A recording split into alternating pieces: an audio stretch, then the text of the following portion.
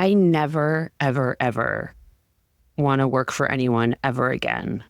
It has been a colossal hindrance to my own wealth generation. I don't want to do it for somebody else anymore.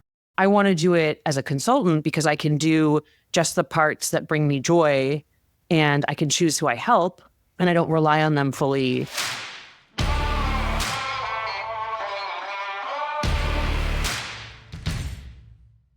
Hey, it's Nick, and welcome to 1000 Routes, the podcast where I explore the stories of solopreneurs who have made the bet on themselves to build a business that serves their life. Every episode, you'll hear all about the lessons they've learned and the uncommon routes they've taken to stand out in a world that is purposefully trying to commoditize them. My name is Devin Bramhall, and I'm a growth advisor for startups and marketing agencies. All right, I was listening to your cherry popping story the other day. Yeah.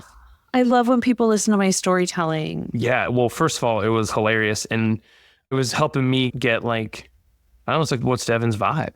And it was doing it to prep for this conversation, and I was thinking to myself, because that was 14 years ago, so that kid that you accidentally delivered is 14 years old now, walking around this world. Wait, I never thought about that.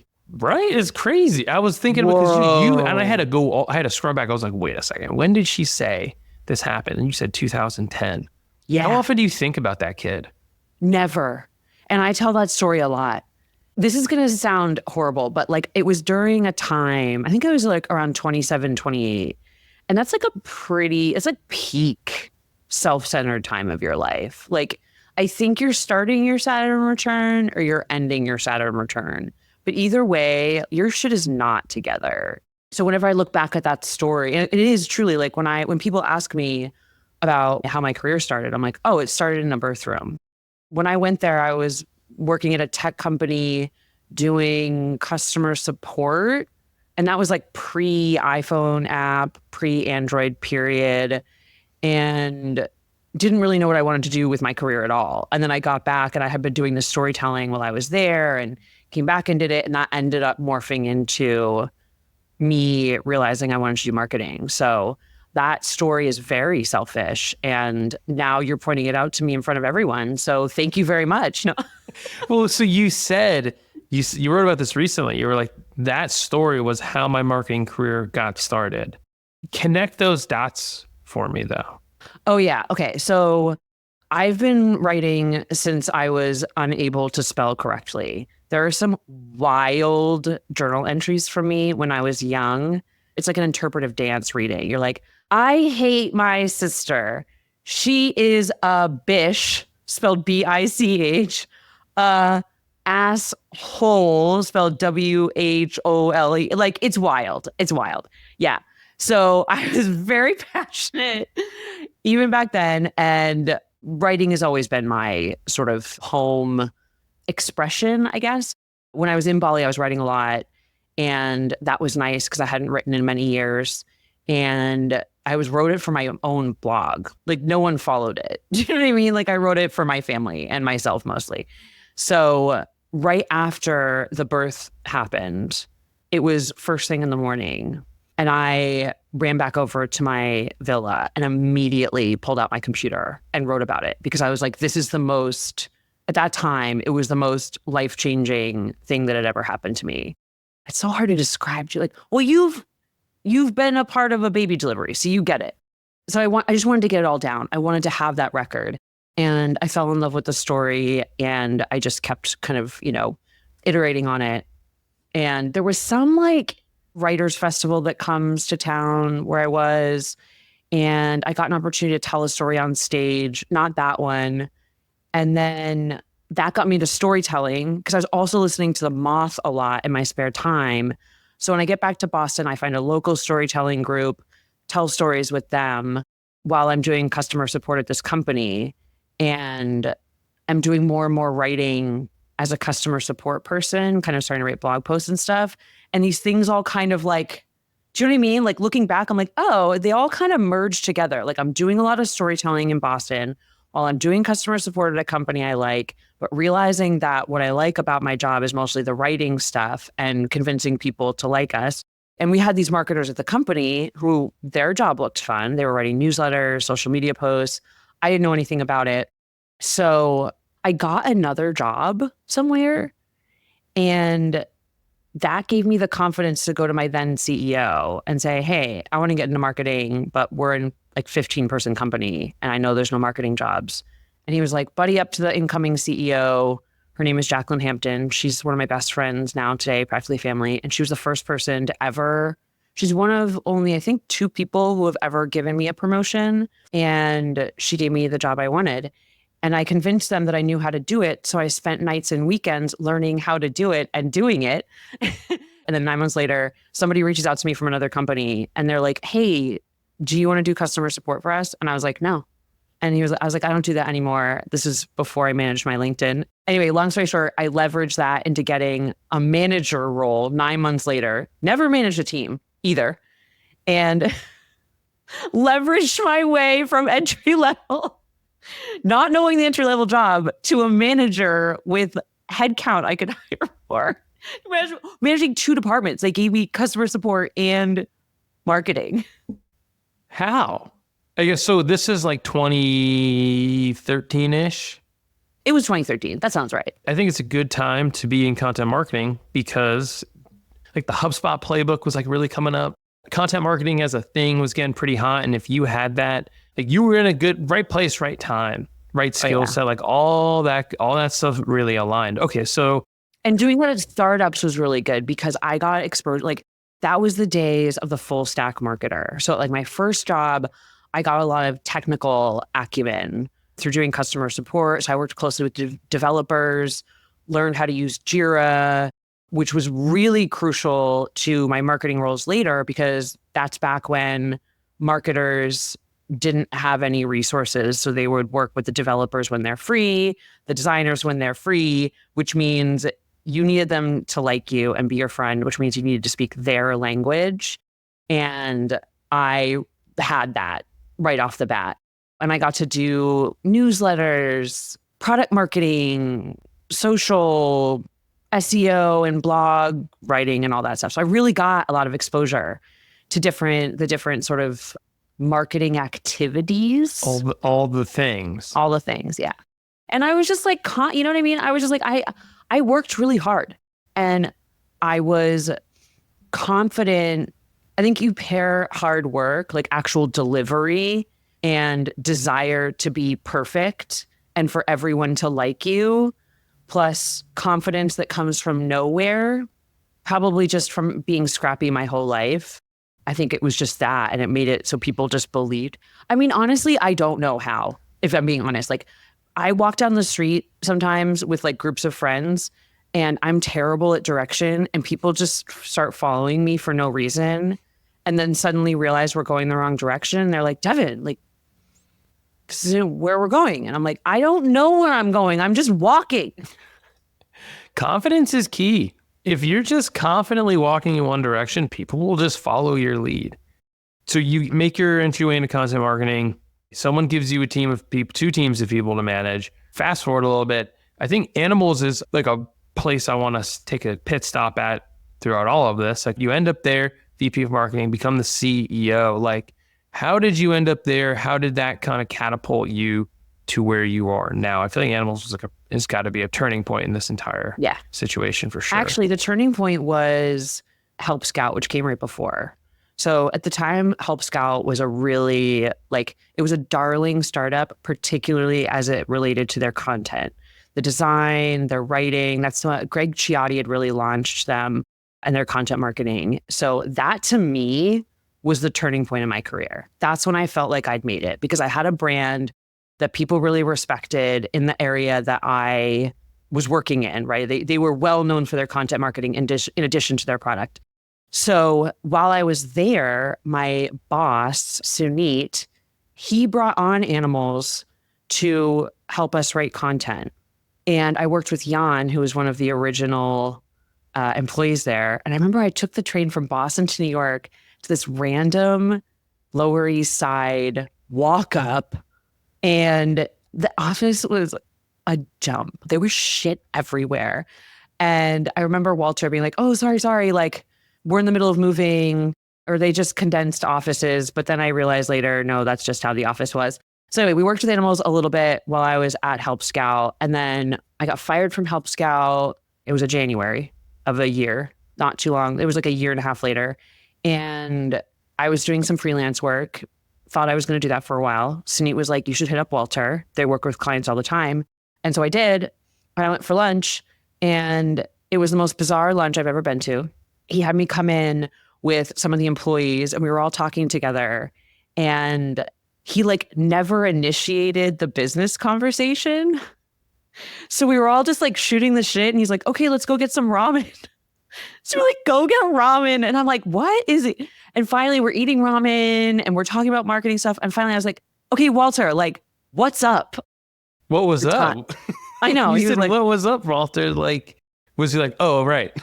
I mean, that's Walter though. And it's Okay. like, it was very much, he got less so that later on. But at that phase, you know, Animals is like 18 people and he'd bootstrapped it. And, you know, he's casual, man. He's like the casual brilliance, like the smartest guy you've ever met, and always wins the argument 100% of the time, like handily. But he comes off really random. And so you're like, what? So anyway, he was like, look, we don't do freelance. We only hire full-time people, but we need someone. And he like said random things. And I was like, cool, that sounds interesting. Let's talk. So we basically kind of hashed out the job and the title and the salary through conversations. And the reason I joined, honestly, is because he had me meet with like, I think 4 or 5 people on the team. And they were all so smart, so humble, and a blast to talk to, like really intellectually stimulating conversations. So that's kind of how I landed the VP role. And then, you know, you just do the job. Like it's funny. These whole time I was at Animals, like 4.5 years or something, I was so focused on the work that like, I didn't think about coming out publicly. Like I didn't really work on my personal brand. I wasn't trying to like define myself in any way. I was just into the work. I was like, I'm going to make this the best agency ever. And it really meant something to me. And it was really wild when I left to realize that anyone knew me at all. Like I didn't think anyone even knew who I was. And people would be like, oh my God, Animals? And the response to my leaving, like, knocked the socks on me. So anyway, here I am, I'm working my butt off with Haley. She gets hired at the same time. We're each managing half the team and kind of growing it. And then a year and a half later, we're doing the offsite with the leadership team, which I have put together for the second time in a row. Walter said, hey, I want a session at the end. And in his session, he asked us all on the leadership team, he said, what do you want from your careers? So everybody went around the room. I was sitting right in front of Walter, like in this tiny, disorganized conference room in a co-working space. And I looked at him and I was like, I want your job. Nice. Yeah. And, you know, 6 months, or actually it was only a few months later that he told us internally. And then I put together the most incredible transition plan that would have launched publicly in September 2020 and would be followed by a monthly launch, like a release of new sort of product-y stuff to make me look like the most badass you've ever seen. Like I was going to come in swinging. Instead, the pandemic happened. So we just made the transition earlier. Because I was like, I looked at Walter and I was like, listen, man, this team needs someone to help them get through this. And I was like, you're not that person. And it wasn't even an insult. It was like, he knew it and he didn't want to do it either. And I was like, I do. So we just made the transition sooner. That's not really basic, don't I? Like, no, I mean, not really. Because what I heard was, and from having known you for about 29 minutes now, you're not afraid to say the quiet part out loud. Like the thing that you're thinking, like you sat in front of him and you're like, I want your job. And then when shit hit the fan and pandemic happened and this transition was happening, you were like, no, like you need to go now. Like it's time. Turns out it's like June instead of September, but like, let's go. I mean, it's an incredibly valuable asset. I had a similar conversation with Brendan Huffer when he was on a few weeks ago. He shared, we had a ton of fun. But one of the things he said was like, I just say the thing that's in my head and it just shoots out of my mouth. And this is so true. And this is like a recurring theme I'm seeing from like some like the highest impact people out there right now is that the filter from your brain to your mouth is clogged. And that's like the best possible thing, because like when you're a kid, people tell you like, stop, don't run your mouth like that. You end up in the principal's office. Like I used to get in a lot of trouble because I would say stupid things, or I just would say whatever was on my mind. And people were like, you're not supposed to say stuff like that. And so it took a lot of unlearning to realize that that's actually a superpower in the real world. When you can just say the thing. Most people would have been like, I want to be the CMO. Yeah. And they were like, okay. One baby step between. Yeah, the VP of marketing, and now I am the CMO. Like that would have been the most, like the thing that most people would have said. And you're like, no, I want your job. And it seems so inconsequential, but I feel like it embodies this greater lesson that I've been picking up from a lot of people, which is like, if you're not afraid to say the thing, whether it's to your boss or to your clients, that is where all the greatness is. Yes, with like a slight modifier, because that approach, while it has done wonders for me in my life and career, it also got me in a lot of trouble before I learned how to deploy it more strategically.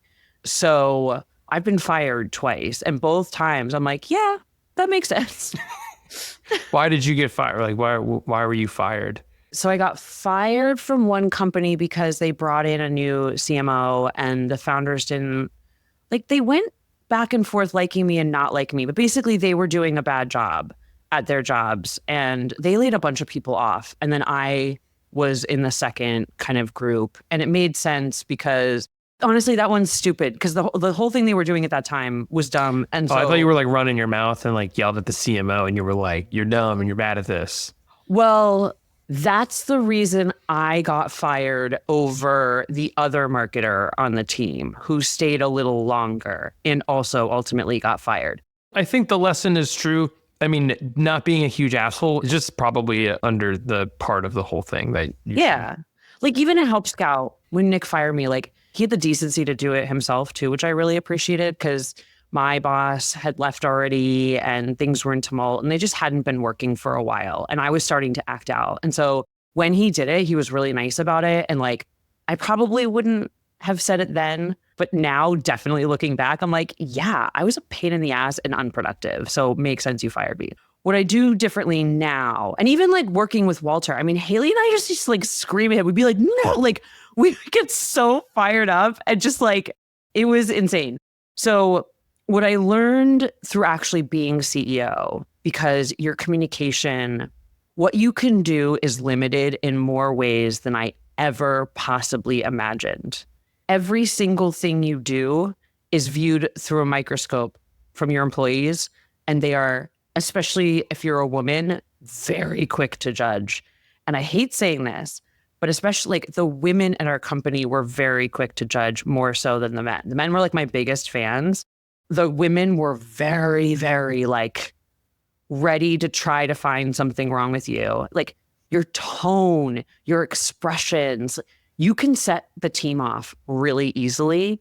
And so it was through that I learned to be more tactical with how I deploy my realism, I guess, or my, and then I learned the flip side of that, which was I learned how to do it. I learned how to use my authenticity to make people want to come closer.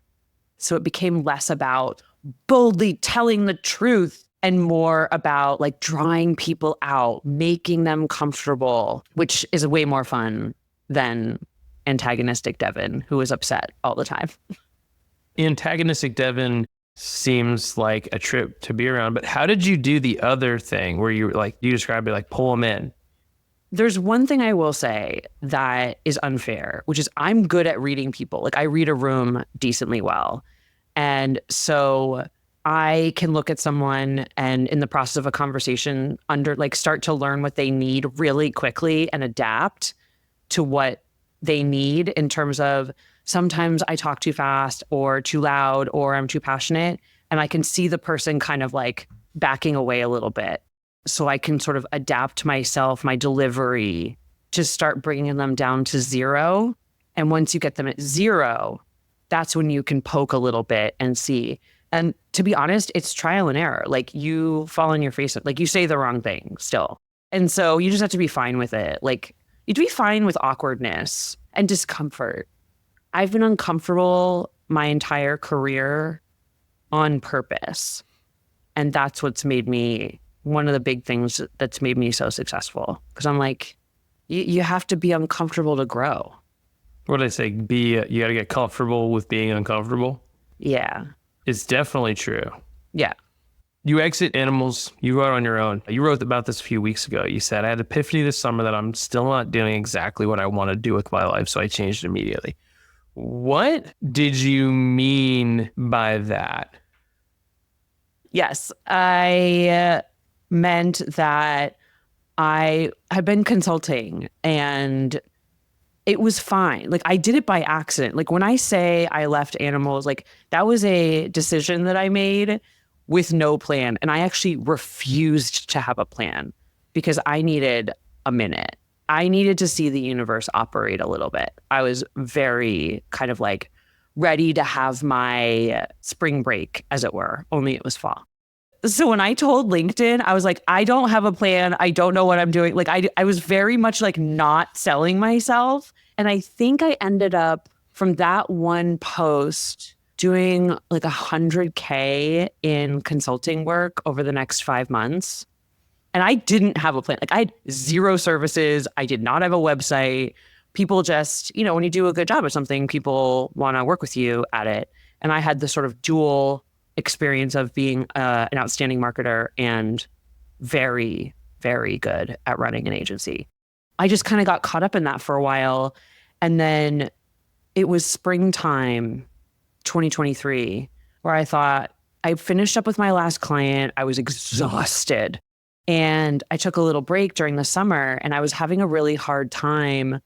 Like I put together a one-page website and I was having a really hard time saying what I was professionally and what services I offered. And looking back, I just was really unmotivated. Like I didn't want to do it. It felt like I'd left a job to do the same job for the same people. Like I had the same boss, as it were, right? Like I'd only gotten to work with one female leader. So I was like, oh, all the problems are exactly the same. I'm solving the same problems.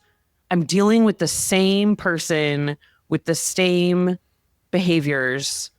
And I was bored. I was really bored. And I didn't know the what else. And then I got cancer. And so that sort of just prolonged things. And I came out of cancer and I said, okay, I need to having cancer when you're a solopreneur is not convenient financially.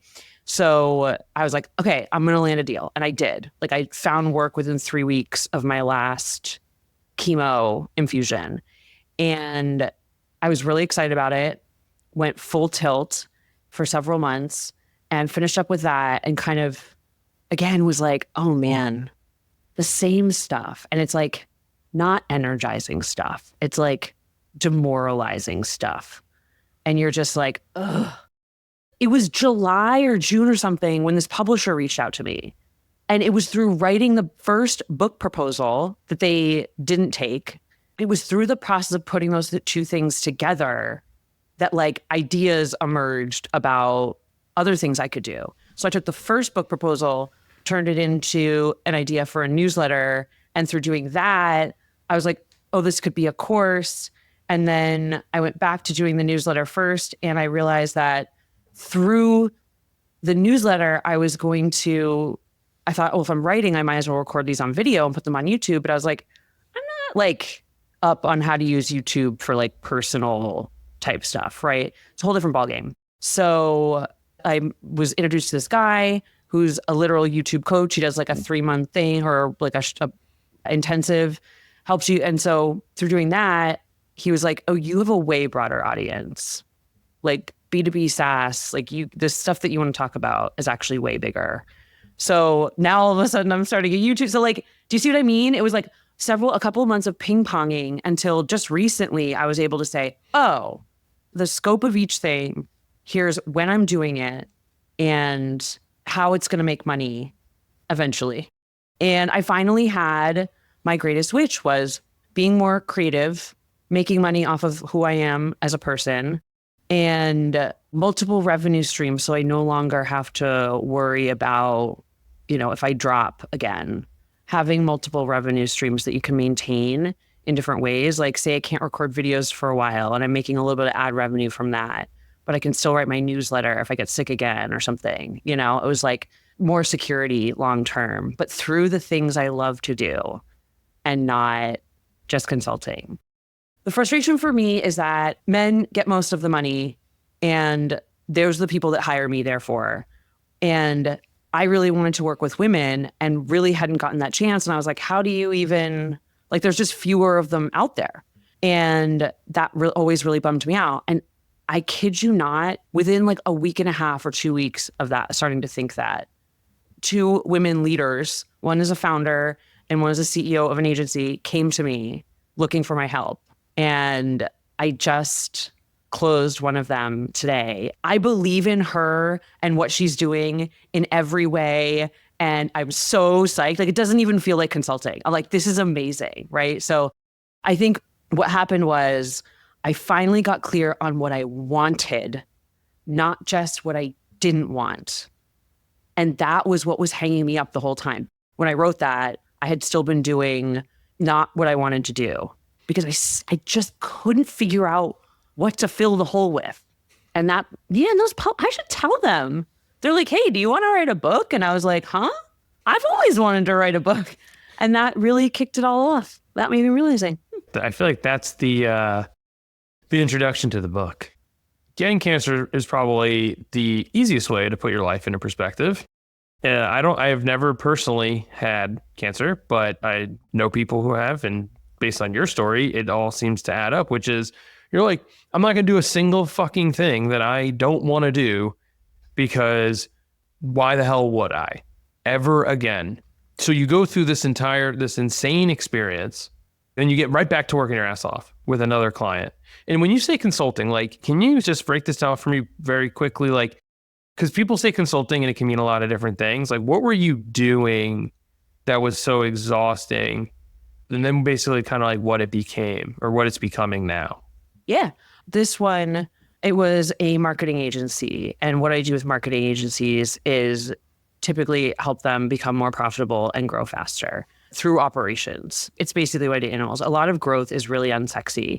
And it has to do with how your team is organized, like your salary bands, like how you staff accounts. There's so many boring things for the agency world specifically that unlock money and growth.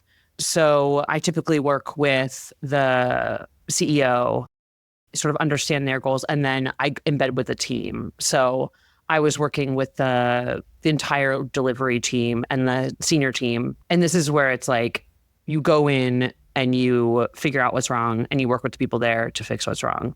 And I don't get any more specific than that because it's different every time, but it usually has to do with long-term KPI planning and sticking to it, financial forecast, team organization, because it's always a bit chaotic, setting expectations and things like that. So it's like you're working with them every day of the week. It's not like, well, we'll meet every Tuesday at 1:00 and for an hour, and then I'll see you in a week. Like, there's a lot of different ways that people describe consultants. So that's why I ask. It sounds like it doesn't work with agencies. You can do that with startups because they're like, it's a little bit doing marketing for startups. You can have containers like that, but it's agency life. You got to be available. And I actually kind of liked it, honestly. I had a lot of energy coming out of chemo.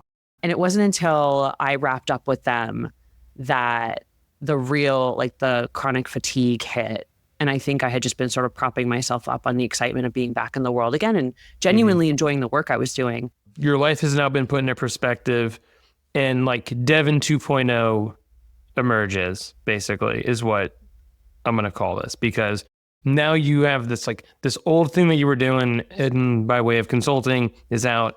Now you call it your murder wall, which is like your wall of ideas. Like, I think of that scene from It's Always Sunny when Charlie has like all of the stuff, Pepe Sylvia, and he's looking for Pepe Sylvia. Turns out there is no Pepe.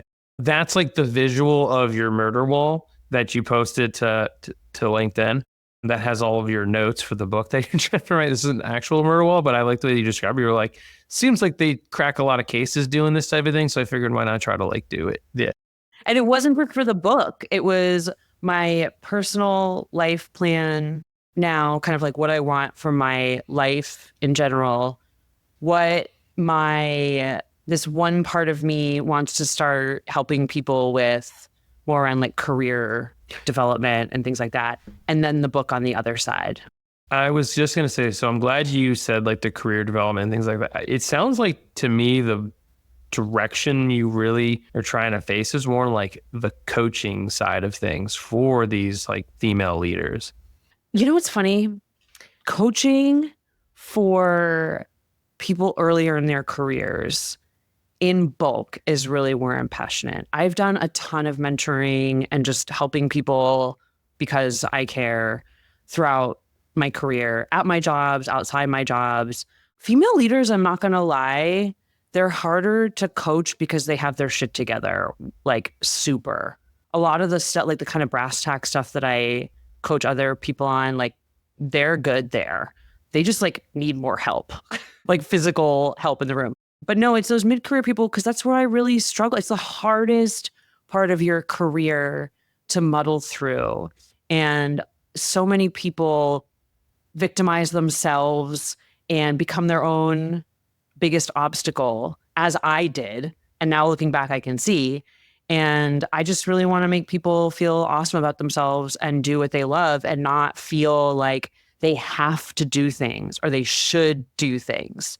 But I'm very tired. And I don't know when I realized that I had to find a way to distribute my energy less one-to-one. It's very hard for me to hold back in those scenarios. And I was curious about building an audience. I've never done that before on purpose. So that felt like a nice combo to me. And helping female leaders, this particular one, I'm very excited about. But yeah, it's kind of the mass mid-career people that I really, really know what they're going through and how I can help. It's a fantastic niche. I'm a huge fan of a good niche, and that is definitely a rock solid one because it is underserved. The emphasis on supporting more like female voices, like why is that so meaningful to you? Because being a woman in tech absolutely sucked. It was horrible. Like I've never felt wanted to the degree that my male counterparts speak of, that I can't even imagine.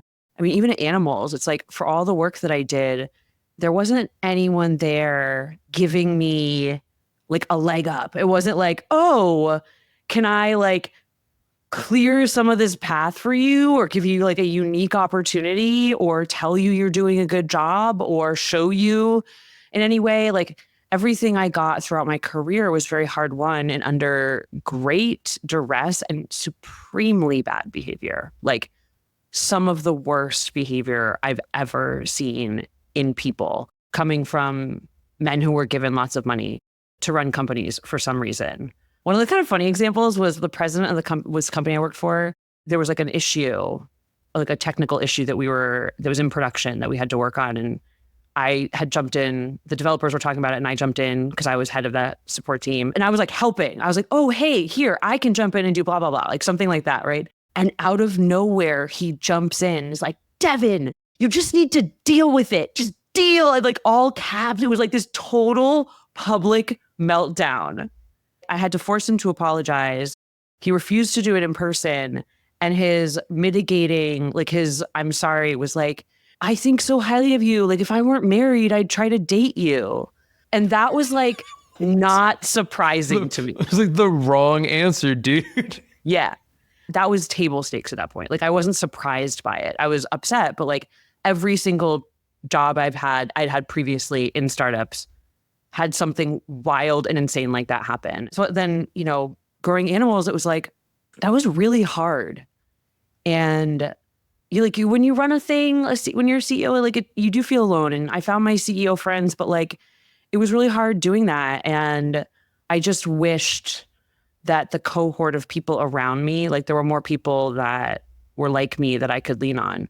There's also several agency CEOs who I absolutely adore, who are men that have been great supports to me during and after, like Pep, Ross Hudgens, like they were, God, there's so many, Mike at Campfire Labs, like there's so many amazing men. I'm not trying to make this about, that in all men are bad thing, but it was just like, I just wished I knew what it was.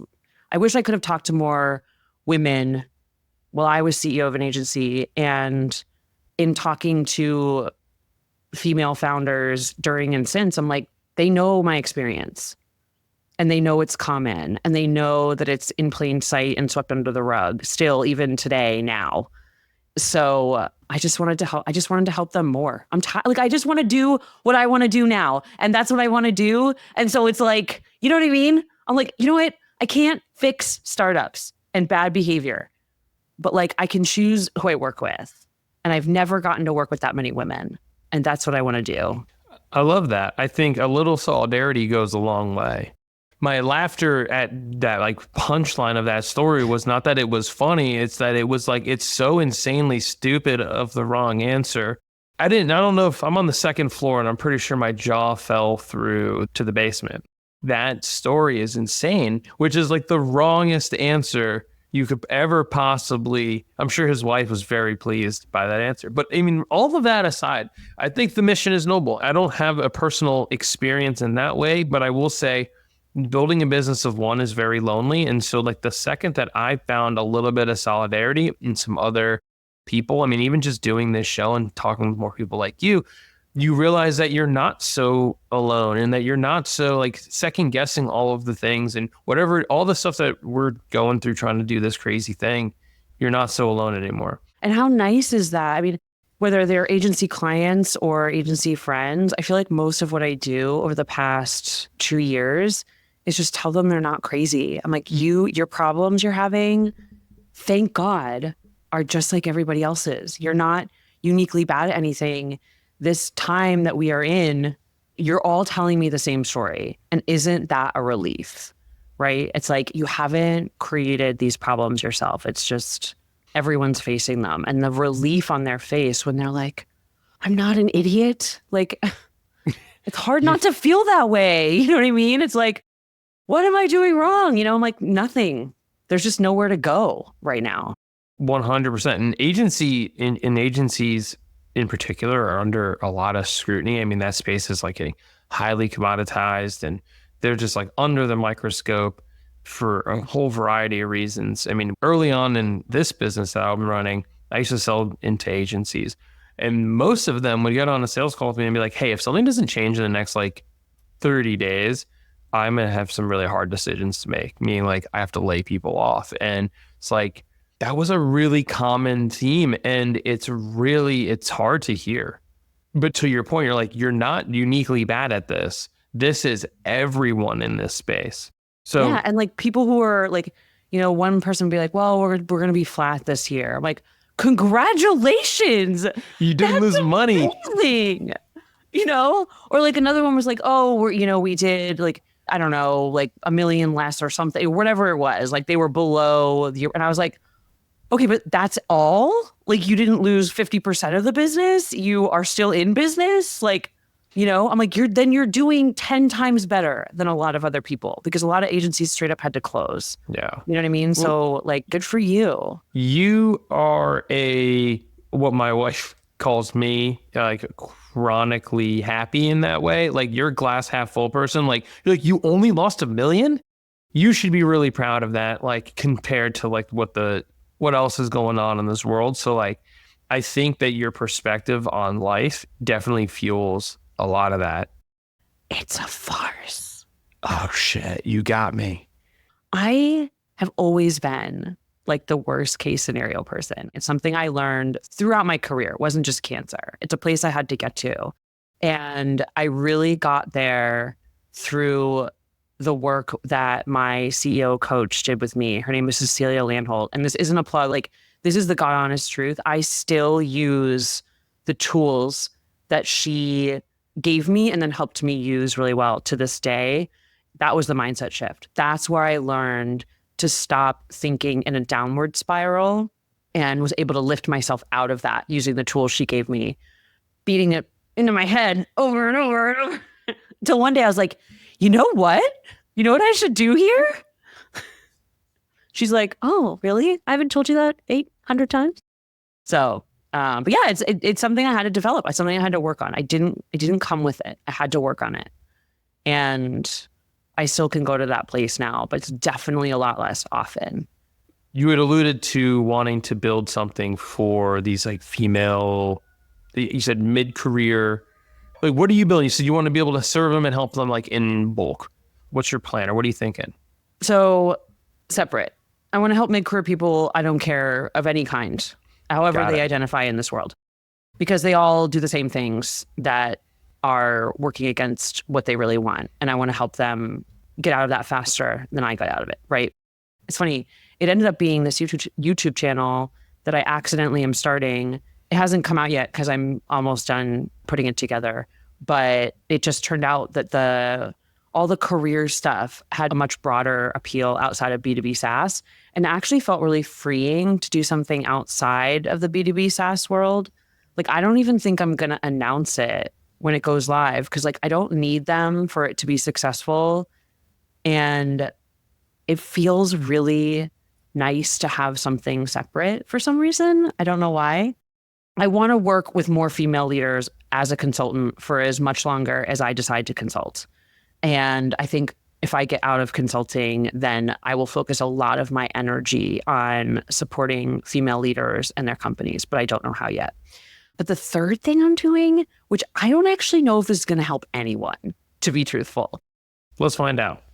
So Margaret and I always talk about this whole issue of B2B SaaS marketers being able to do their jobs, right? Because founders have a hard time understanding marketing because they're usually product people, and you understand that thing. I'm not even going to go into it because anytime I even mention it, all the marketers in B2B SaaS are like, I know exactly what you're talking about. And I'm experiencing it right now and forever. So it was always a really popular topic for us. And I have always been really interested in like digging into it more. So what this has turned into is an idea for a newsletter where it's going to be like Dear Abby style.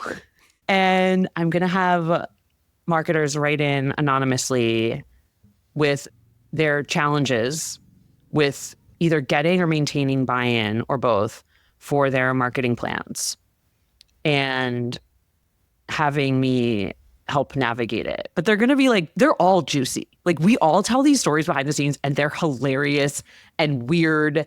Like, they don't have any logic in them, right? They're just confounding. And so I kind of wanted it to be like infotainment where everything's completely anonymous. Like, we're not trying to call anybody out, but I love storytelling and I thought this could be really fun. And then I was thinking about it more and I was like, well, they need to understand the leader's point of view, because now I know both sides. So like, I understand how much of a pain in the ass marketers are in certain areas and the ways they suck at getting buy-in. But I also know what it's like to be a marketer and speak logic to a founder and have them like make scrambled eggs of it, right? So I thought, oh, it'd be really cool to start like do something where I can interview an executive and have them look at the problem and say like, what's their point of view on it? How would they navigate it? Or like even talk to VCs or something. Like, how would you advise on this in terms of like whatever is going on? So like get other perspectives in there, because then I thought it'd be like fun. It's nice. We're not demonizing anybody. And we're bringing all those perspectives into one place, but in like an entertaining way. Does that even sound interesting? Yeah, I feel like it would be an even better like docu-series on like a YouTube show where you get this marketer to submit this problem they're having, and then you find a random CEO and be like, what if this marketer was on your team? Like, put him there. Make the CEO explain why they're not hearing out the marketer. Pit these two anonymous people against each other and be like, I think the premise is great. I think have all these people come on. Like, you probably know enough founders and enough marketers to make it work. I think that would be really fun. Nick, that's phase 2. I always get stuck on this thing. And it's like, even this show itself, like all of these things, it's like, how does this thing connect to the bigger thing? How does it help grow the bigger thing? And something that John Bonini said to me when I first started this show, I was like, I just still am like, my logic brain can't connect the dots between doing the show in earning more money and growing my business and like putting food on the table and all that stuff. And he's like, why? I'm like, I don't know. He's like, it's going to contribute to it. Like, if someone else hosted this show and you listened to it, would you consider them for the thing? For any of the thing? Would you want to know more about that person? It's like, of course. He's like, it will. Stop trying to logic your way out of this thing. Like, SaaS has totally rewired our the way that we view marketing, and it took away like the feeling part of it. And Bridget Potker said this to me, and I can't unhear it. She's like, we've just been SaaS pilled. Everyone is just completely SaaS pilled on marketing, and it's just ruined marketing. So the way that John had described it, he was like, it will. So I shared that back to you. Like, it will matter. It will fuel the greater thing, because probably all of the people writing in are mid-career people who are going to need the help on the other side of the thing. I think it's a fantastic premise. I think there's no mental gymnastics that need to be done to help. Like, one, people will just want it. It will be entertaining, but two, it will help fuel the greater thing, which is the greater goal, which is to have multiple revenue streams. And I think at some point, like, people are going to want to sponsor the show. Like this show bashing like tech marketers, brought to you by Chili Piper.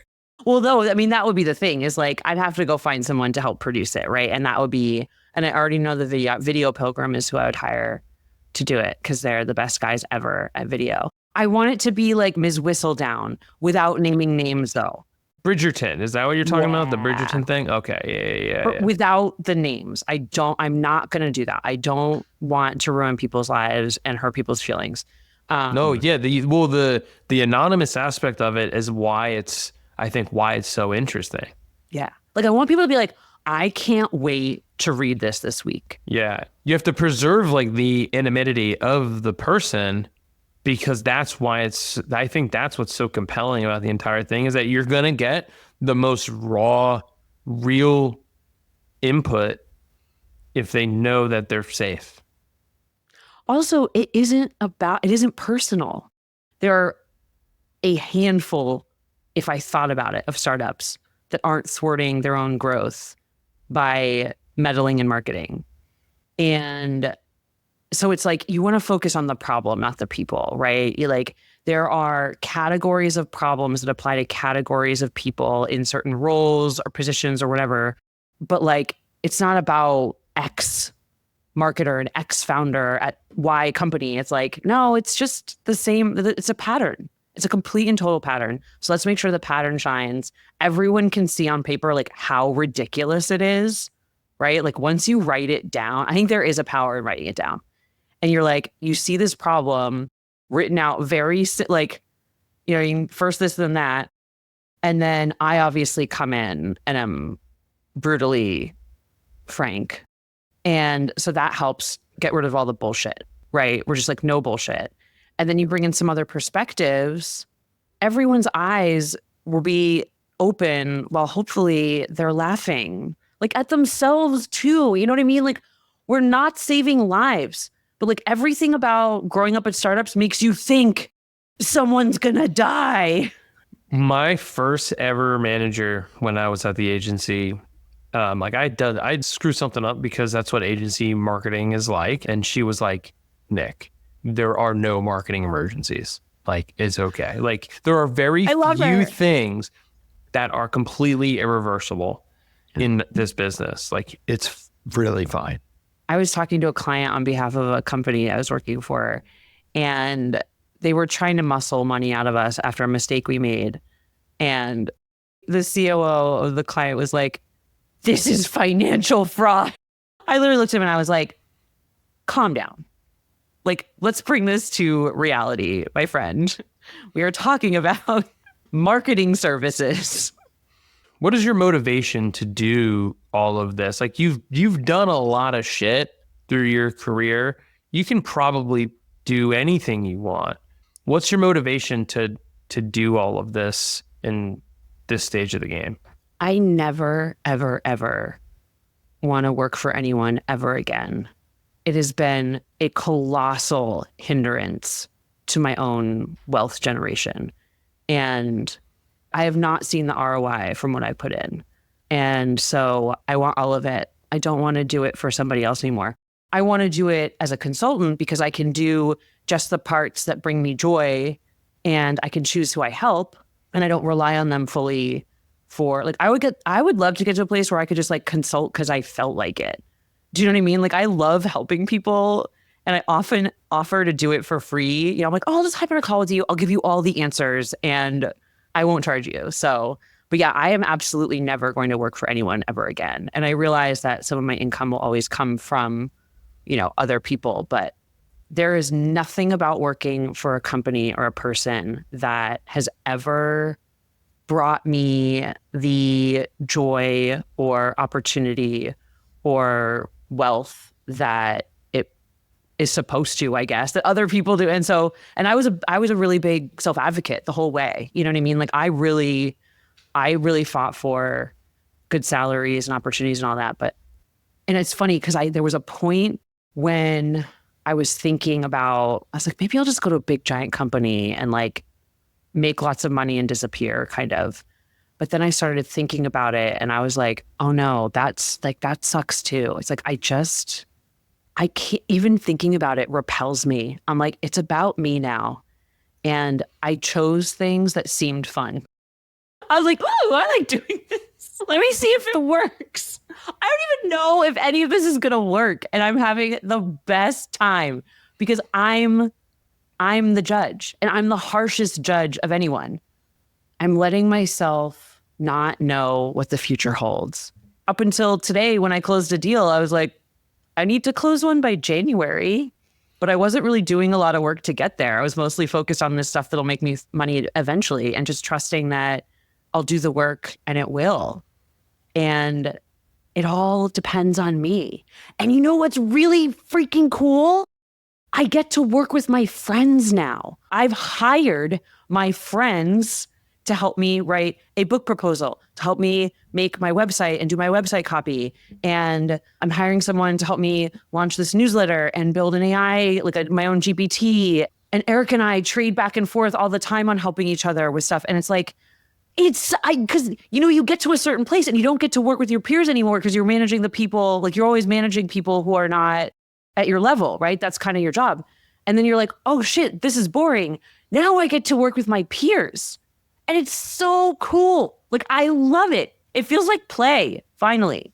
I don't even think this is advice, but it became advice, and I've been like living by it ever since.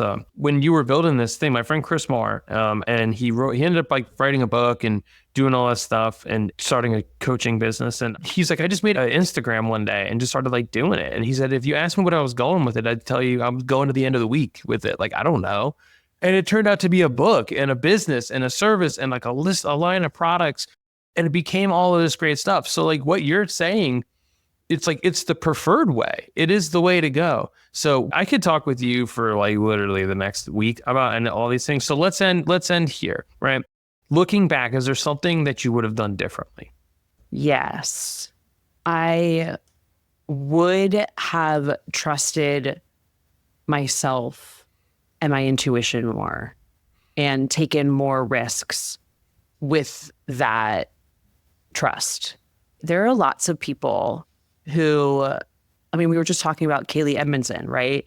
There's so many people that were braver than me who were willing to put themselves out there and their knowledge and grow a business or a brand or both, that I wish I had done that sooner because I do like being out there. I like that feeling, that fear of going on stage and it being live and having no other takes and having it good. Like, I like that both in performance and in life. And I wasn't brave enough. I didn't trust myself. For all my confidence and, you know, breaking rules and all that, I was deeply, deeply self-conscious. And I was doing such an amazing job that whole time.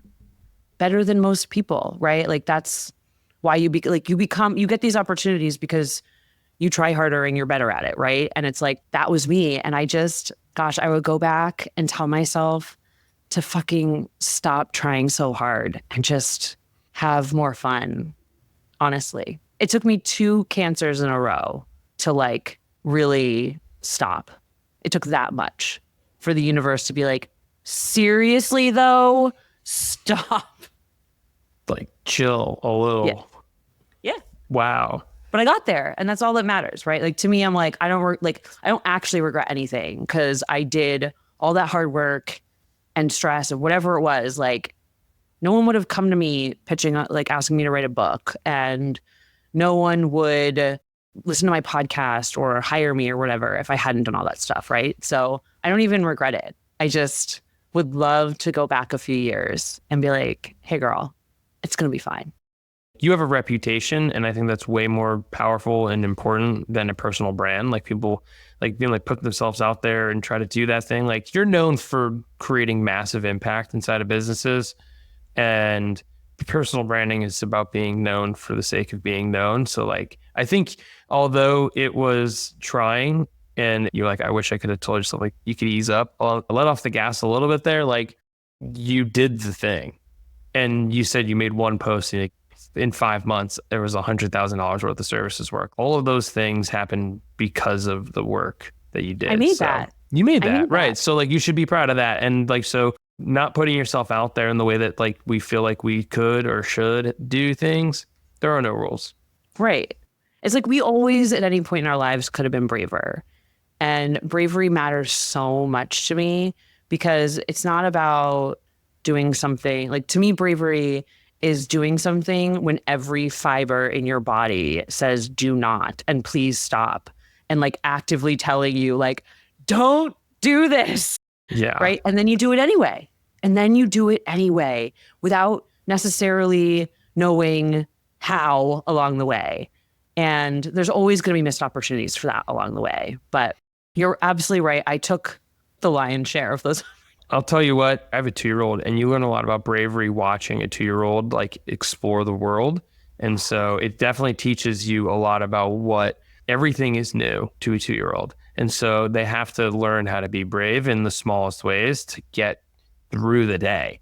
And when you take them somewhere they have never been, which is basically 99.9% of places that exist within like a block of your house. So Devin, this has been so much fun. I could literally chat with you till the end of time. This has been so much fun. Thank you for coming on and sharing your story with me. And I know more people feel seen for you because you've shared your story. So thank you very much for coming on. Thank you so much. I love your show. I'm copying and pasting that one. That's my newest testimonial.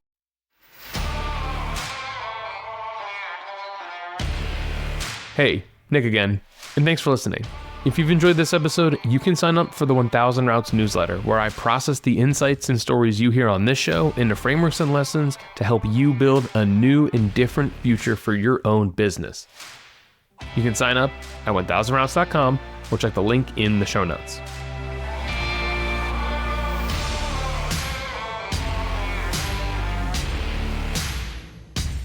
What would be your last meal on Earth? This question is not hard for me, actually. It would be spaghetti and meatballs, French fries, pizza, cheesecake, and strawberry shortcake.